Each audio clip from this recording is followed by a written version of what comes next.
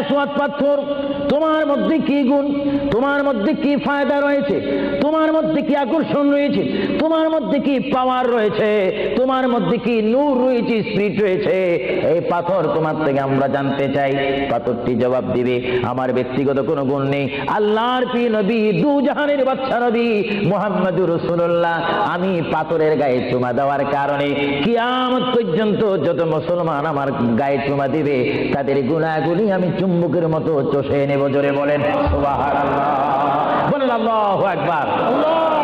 তাহলে মুহাম্মদ রাসূলুল্লাহ যে পাথরে চুমা দিয়েছে, সেই পাথরে চুমা দিলে গুনাহ হয় না গুনাহ চলে যায়?